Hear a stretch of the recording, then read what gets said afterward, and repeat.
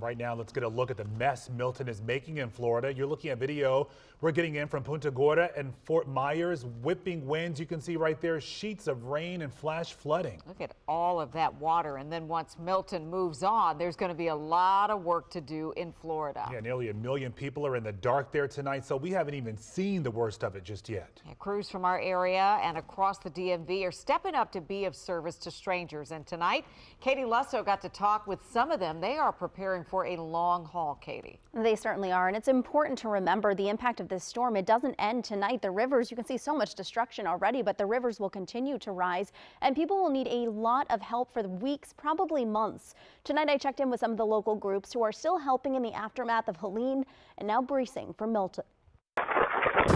Hurricane Milton roared ashore in Florida tonight, 250 miles drive from where Hurricane Helene made landfall less than 2 weeks ago. Most people here that we have interacted with have not seen anything like this. Jennifer Heiner is a medical specialist with Virginia Task Force 1. This is called a med insert pack. We were there as the team was deployed last month to Florida ahead of Hurricane Helene. They were moved to North Carolina to help people there. They're hugging us, they're crying, they are very thankful and appreciative that we're here. But now they're watching closely as Milton makes its way over Florida. We are all watching the news, watching the storm get ready to hit an affected area who just went through a lot. They're staying in North Carolina for now, but that could change. We definitely want to be there and help the residents of Florida and whoever may not have been able to get out, but we can't leave until our job is done in North Carolina, so that's where our focus is. Tuesday night, Maryland Task Force 1 sent another crew to relieve the crew currently in North Carolina. And in Gaithersburg, the Red Cross is sending 2 large command vehicles.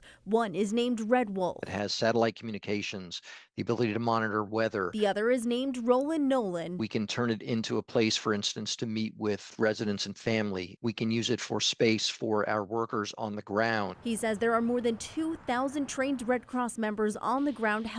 Once the storm comes through, they're going to go through a very difficult and long recovery process. This isn't going to be overnight for many of them, and it's going to be a long time before their lives return to normal.